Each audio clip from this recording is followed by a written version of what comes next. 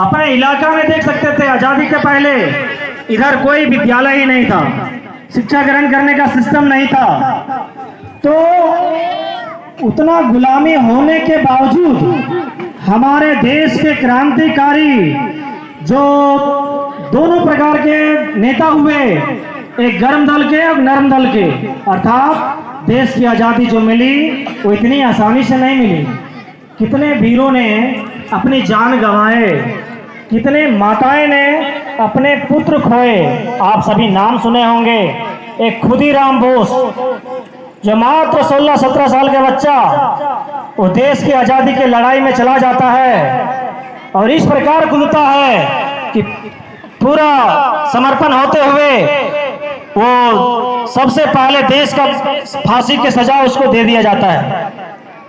उसी के क्रम में भगत सिंह, चंद्रशेखर आजाद, अनेक ऐसे क्रांतिकारी हुए जिन्होंने अपने प्राण की परवाह नहीं की और देश की आज़ादी दिलाए।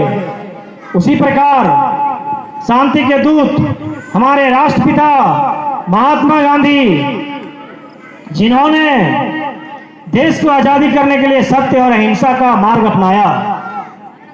तो कहा गया है, कुछ लेखक कविगण भी थे, उन्होंने भी अपने तरीका से देश को आज़ाद करने के लिए मुहिम चलाए, तब कहीं जाकर इस देश को आज़ादी मिली। रामधारी सिंह दिनकर कहते हैं, छोड़ो मत अपनी आन, छोड़ो मत अपनी आन, भले शीश कट जाए, मत झुको अनय पर, भले व्योम फट जाए, भले व्योम फट जाए।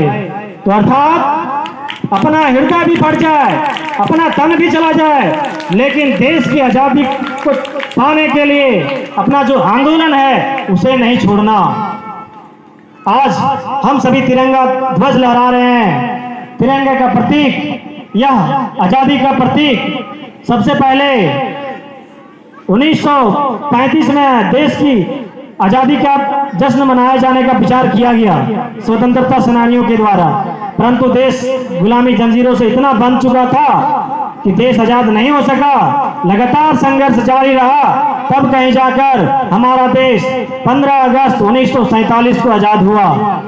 इस देश की आज़ादी में हमारे नेताजी सुभाष चंद्र बोस का अहम योगदान था। उन्होंने सैन्य बल को तैयार किया।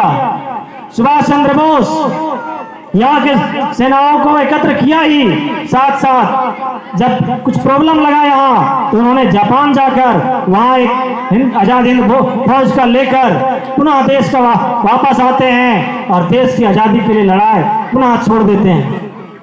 संघर्ष करते करते तब कहीं जाकर वो देश आज़ादी मिली। अब देश तो आज़ाद मिल गई, फिर भी आज हमारे प्रधानमंत्री विकसित भारत की कल्पना कर रहे हैं, तो देश विकसित कैसे होगा? अगर किसी भी देश को आगे बढ़ना है तो 2-3 जरिया होता है। सबसे पहले शिक्षा। अगर जिस देश का शिक्षा क्वालिटी उच्च रहेगा तो वह देश का क्वालिटी अच्छा रहेगा, वहाँ एक अच्छे इंजीनियर पैदा होंगे, अच्छे वैज्ञानिक पैदा होंगे, अच्छे नेता पैदा होंगे, ईमानदार व्यक्ति होंगे, जिस में संस्कार पैदा होगा, फिर वह देश आगे बढ़ सकता है। आज जगह जगह भ्रष्टाचार फैला हुआ है, उसको मिटाने के लिए किनको आगे आना होगा? हम समाज के व्यक्तियों को आगे आना होगा और विद्यार्थियों को आगे आना होगा। आज जो बच्चे पढ़ रहे हैं वो कल के भविष्य हैं। हो सकते हैं कुछ अब इसमें से अच्छा पढ़ लिख कर कुछ बेहतर करें तो कोई शिक्षक बनेंगे, कोई फौज में जा सकते हैं, कोई देश के अग्रणी नेता भी बन सकते हैं। तो अपना अपना क्षमता के अनुसार विद्यार्थी कार्य करते हैं। आप कल्पना कर सकते हैं, जैसा कि अभी एक वक्ता बता रहे थे कि निजी विद्यालय और सरकारी विद्यालय में अंतर, तो मेरा अनुभव दोनों प्रकार का है। मैं दावे के साथ कर सकता हूं कि मान लीजिए आप जिस स्तर का जांच करना चाहते हैं, एक क्लास को चुन लीजिए। मान लीजिए क्लास 6 के मेरे बच्चों को चुन लीजिए और क्लास 6 के और कहीं बच्चे हैं वैसे बच्चों को चुन लीजिए। तो अगर आप कुछ मत कीजिए, केवल एक किताब सिंपल पढ़ा के देखिए, औसतन बच्चे अगर सही से पढ़ ले पा रहे हैं तब आप समझ सकते हैं क्या क्वालिटी है, तब समझ में आएगा। अब प्राइवेट में फ्री भी दे रहे हैं, सारा व्यवस्था दे रहे हैं। आप सभी जान रहे हैं यहाँ जो बच्चे आते हैं वो किस प्रकार के बच्चे हैं, लेकिन इसमें संस्कार का कुट-कुट भरा होता है। अगर आपको समस्या होता है, यहाँ के बच्चे जो भी विद्यालय आ रहे हैं, हो सकता है बड़ी बच्चियां हैं तो घर में खाना बना के आ रही है, रात में जा रही है तो खाना बनाकर सोती है, पढ़ती है, तो सारा काम करते हुए भी बच्चे का वह टैलेंट ही, वह आगे बढ़ने का क्षमता यहाँ दिखता है। वो कैसे दिखता है? वो बच्चों का संस्कार में दिखता है, शिक्षा का क्वालिटी में दिखता है। आप चाहें तो निजी विद्यालय में भी उसी क्लास में जाके स्तर का जांच कर सकते हैं, पढ़ा के देख लीजिए, अंतर दिख जाएगा। तो हम सभी मिलजुल कर प्रयास करते हैं बच्चों को अच्छा क्वालिटी के साथ और क्षेत्र में भी आगे बढ़े। एक समस्या होता है कि यहाँ कुछ अभिभावकों का साथ नहीं मिल पाता है।